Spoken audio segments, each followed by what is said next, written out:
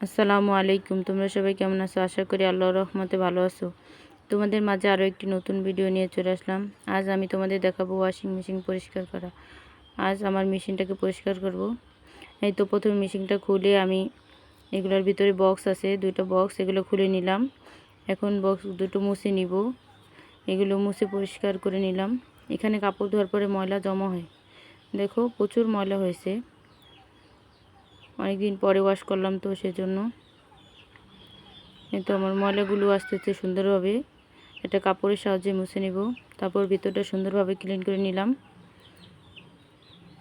এরপর বক্সগুলো আবার লাগিয়ে নিব।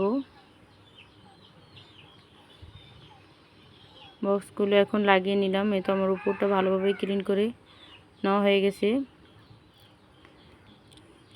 এই তো পরিষ্কার হয়ে গেল আমার মেশিন। দেখো তোমাদের সাথে এরপর ফাইনাল লুকটি শেয়ার করলাম। ভিডিওটি ভালো লাগলে অবশ্যই লাইক কমেন্ট শেয়ার করো। সবাই ভালো থেকো। আজ এ পর্যন্তই। আল্লাহ হাফেজ। আসসালামু আলাইকুম।